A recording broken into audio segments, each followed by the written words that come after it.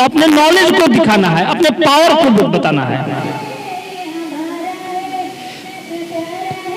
तो इस कड़ी में हम आगे चलते हुए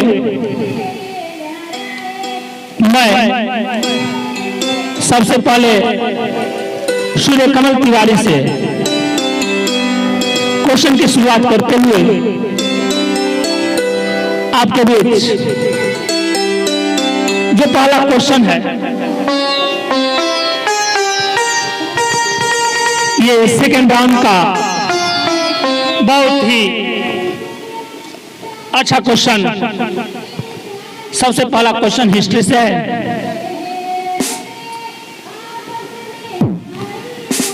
क्वेश्चन पूछने से पहले मैं सारे अपने श्रोता छात्र छात्राओं एवं अभिभावक से आशा है और आग्रह करता हूं कि इन दोनों के लिए एक जोरदार ताली से मनोबल इनका ऊंचा कीजिए।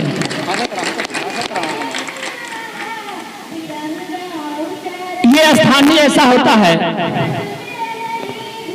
जहां पर कि सीधी बात होती है, ये चीज जो है ये इतनी अच्छी चीज है जिसका हम लोग खुद अनुभव करते हैं, अपनी लाइफ में भी अनुभव करते हैं। कॉन्फिडेंस बिल्डअप ये जो है क्यूज होता है। क्यूज का एकमात्र उद्देश्य आपके नॉलेज को बढ़ाना होता है, वो अलग चीज है, लेकिन कॉन्फिडेंस बिल्डअप जो होता है वो सबसे सर्वोपरि उद्देश्य इसका होता है। तो सबसे पहला क्वेश्चन सूर्य कमल तिवारी, एक बार सबकी तरफ से अपना हाथ जो है हिलाइए, ठीक है, ऐसे एक बार, और जो ताले। देखिए श्रोता आपको चाह रहे हैं कि आप जीते।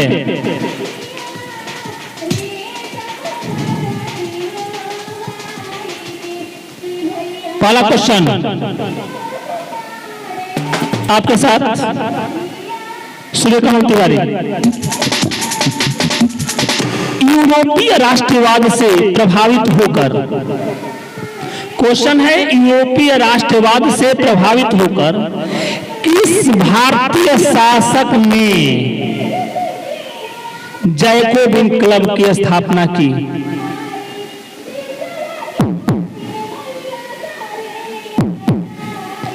एक बार और क्वेश्चन सुनिए, ऑप्शन मिलेगा बेटा, पहले अपने दिमाग में उसका आंसर ला दीजिए।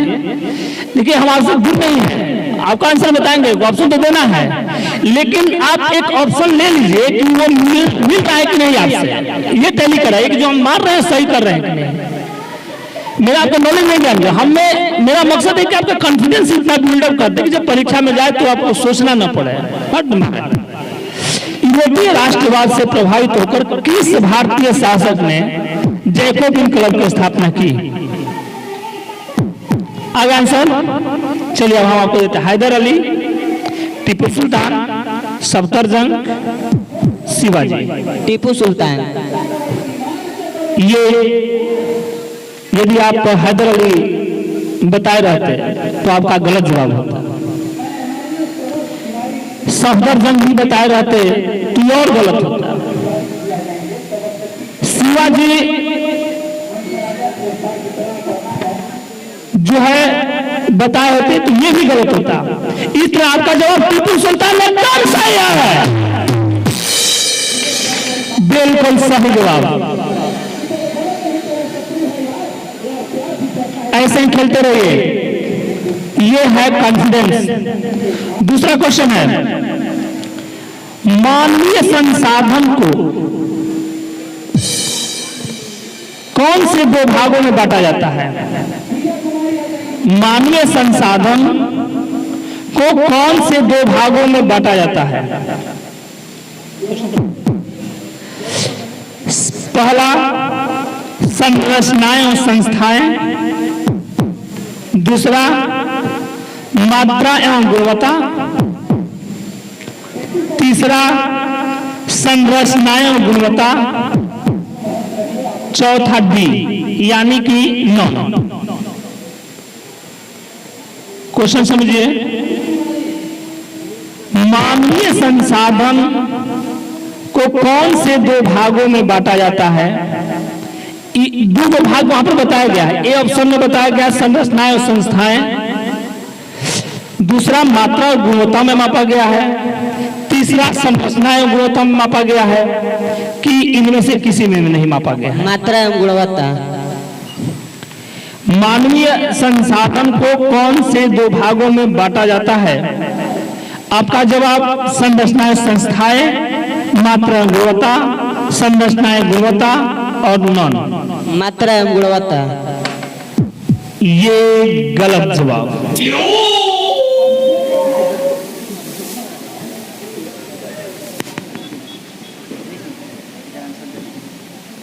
नॉन है ना? इसका इनमें से कोई नहीं जवाब सही है।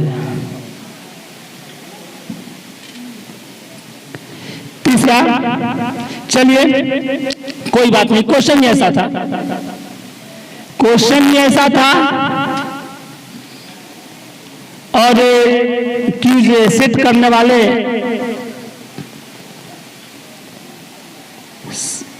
जो है क्वेश्चन बहुत अच्छा सेट किए हैं।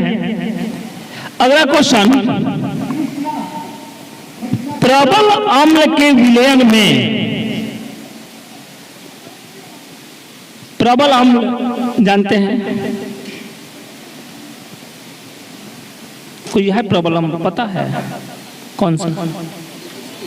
HCl, बहुत सुंदर, ये दिमाग में है। HCl H2SO4 HNO3 प्रबल अम्ल है। ठीक है, तब क्वेश्चन का जवाब दीजिएगा। प्रबल अम्ल के विलयन में होते हैं अणु और आयन दोनों, ज्यादातर आयन, ज्यादातर अणु और डी ऑप्शन ज्यादातर पानी। प्रबल अम्ल के विलयन में, क्वेश्चन को समझिए। अब क्वेश्चन को ज्यादा समझा देंगे तो आंसर निकल जाएगा, तो ज्यादा नहीं समझाएंगे अभी। क्वेश्चन, प्रबल अम्ल विलयन में, के को हटा दीजिए, प्रबल अम्ल विलयन में होते हैं अणु और आयन दोनों में, ज्यादातर आयन, ज्यादातर अणु और डी ज्यादातर पानी। ज्यादातर आयन, आप बहुत सोच कर बोले ज्यादातर आयन, ये बिल्कुल सही जवाब। क्योंकि प्रबल अम्ल जो H2SO4 है, HCl है, HNO3 है, उसको पानी में घोलते हैं ना तो वो आयन में भाग बढ़ जाता है। सीधी बात यही याद कीजिए, अणु की बात नहीं याद कीजिए, ज्यादातर वो क्या बढ़ता है, आयन में बढ़ जाता है। चलिए, आपने 3 क्वेश्चन खेला, 3 क्वेश्चन में 2 क्वेश्चन का जवाब सही। चौथा क्वेश्चन है बहुत अच्छा क्वेश्चन, कौन सा एंजाइम, एंजाइम के बारे में जानते हैं ना? कौन सा एंजाइम अग्न्याशय द्वारा स्रावित होता है? कौन सा एंजाइम अग्न्याशय द्वारा स्रावित होता है? Maltase, lactase, trypsin, sucrose. Maltase, question समझ गए बेटा? एंजाइम जो कि अग्न्याशय द्वारा स्रावित होता है, माल्टेज, लैक्टेज, ट्रिप्सिन और सुक्रोज। ट्रिप्सिन। आपने कैसे ट्रिप्सिन कहा? और कोई निकलता? बोलिए बोलिए, उसमें बोलिए। ट्रिप्सिन हम लोग बायोलॉजी में पढ़े हैं। अच्छा, क्या काम होता है ट्रिप्सिन का?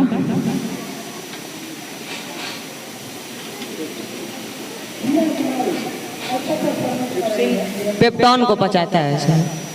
चलिए, अच्छा जवाब, ये बिल्कुल सही जवाब।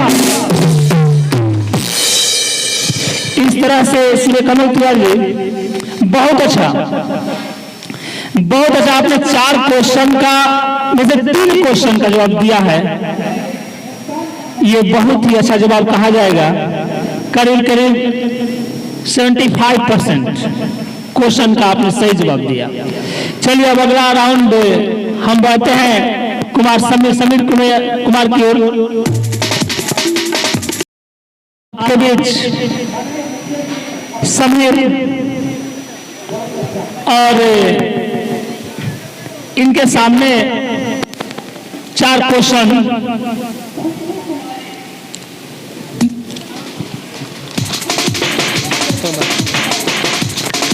पहला क्वेश्चन है पुनः हिस्ट्री राउंड से, किसने अपनी कूटनीति के बल पर इटली की समस्या को संपूर्ण यूरोप की समस्या बना दिया? किसने अपनी कूटनीति के बल पर इटली की समस्या को संपूर्ण यूरोप की समस्या बना दिया? आंसर बताएंगे? ठीक है, काबूल। बहुत सुंदर जवाब, काबूल। थोड़ा देखिए, ऑप्शन देने से पहले जवाब आया तो इनके लिए विशेष ताली की जरूरत होनी चाहिए और दुनिया को फेंक नहीं देना है। ताली बजाइए, जोरदार ताली। और बहुत ही अच्छा क्वेश्चन के लेवल से लगता है कि आपकी तैयारी इस लेवल से भी ऊपर है।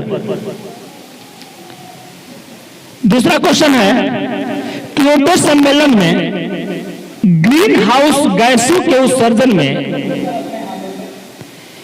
ये किया गया था कि कितने % तक कटौती की जाएगी? ग्रीन हाउस गैस आपको पता है ना? तो अमेरिका ने कितने % कटौती पर सहमत, अमेरिका कितने % कटौती पर सहमत हुआ था? आपको यही बताना है। क्योटो सम्मेलन में ग्रीन हाउस गैसों के उत्सर्जन में अमेरिका ने कितने % कटौती पर सहमत हुआ? 6%, 8%, 7%, 9%। क्योटो सम्मेलन में ग्रीन हाउस गैसों के उत्सर्जन पर अमेरिका ने कितने % कटौती की बात कही थी कि हम इतना % कटौती करेंगे? 6%। आपका जवाब, आपने बताया 6%, जो कि एक गलत जवाब है।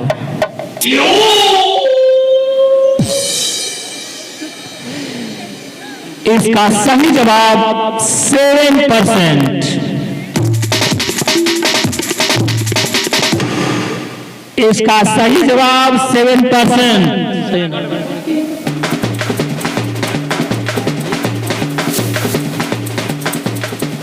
क्यूज टीम के द्वारा जो आंसर है 7%।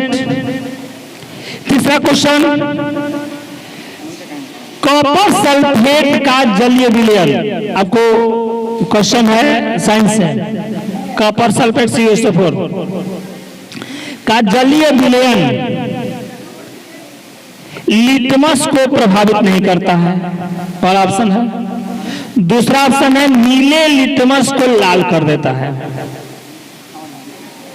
कॉपर सल्फेट का जलीय विलयन लिटमस को प्रभावित नहीं करता है, नीले लिटमस को लाल कर देता है।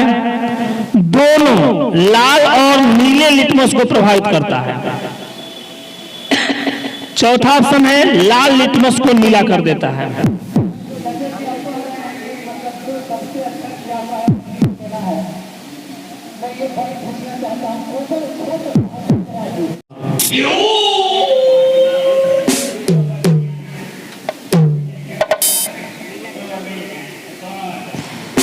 आपने 3 क्वेश्चन में मात्र 1 क्वेश्चन का जवाब दिया है।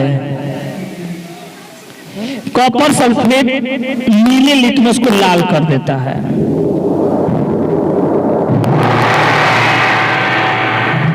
क्लियर? बाद में बताएंगे कि क्यों करता है लाल।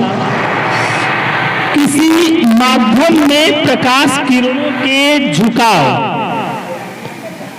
किसी माध्यम में प्रकाश किरणों का झुकाव कहा जाता है। क्वेश्चन बहुत ही सिंपल है। किसी माध्यम में प्रकाश किरणों के झुकाव को क्या कहते हैं? क्वेश्चन और जानना चाहते हैं। यानी कि जब प्रकाश की किरण जो है माध्यमों से बात है तो सिंपल सी बात है कि एक माध्यम से दूसरे माध्यम में जाएगी तो उसमें झुकाव होगा। अब तो क्लियर है ना? तो जब प्रकाश की किरण का माध्यमों में झुकाव क्या कहा जाता है, यानी कि एक माध्यम से दूसरे माध्यम में जाती है तो या तो ये अविलंब की तरफ मुड़ती है, अविलंब से दूर भागती है, तो ये झुकाव क्या कहलाता है?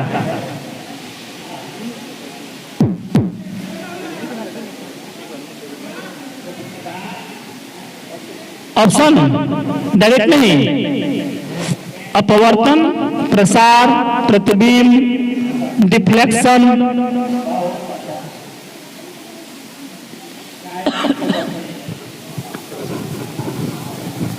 अपवर्तन। बहुत ही अच्छा जवाब, लेकिन सोच के इतना धीरे जवाब देते हैं, इसके लिए इनके जोरदार ताली। प्रकाश की किरण, देखिए सीधी सी बात है कि प्रकाश की किरण जब एक माध्यम से दूसरे माध्यम में, प्रकाश की किरणों का मुड़ना अपवर्तन और लौटना परावर्तन। तो माध्यम में प्रकाश की किरण जाती है तो मुड़ती है, मुड़ेगी तो उसको क्या कहेंगे? अपवर्तन कहते हैं, रिफ्लेक्शन कहते हैं। चलिए, इस तरह से 4 क्वेश्चन में समीर ने मात्र 2 क्वेश्चन का सही जवाब दिया है, इसलिए इस राउंड में, इस चक्र में विजेता जो है वो सूर्य कमल तिवारी हुए। और सूर्य कमल तिवारी के लिए मैं एक जोरदार ताली, एक जोरदार ताली के साथ सूर्य कमल का स्वागत करें। अब मैं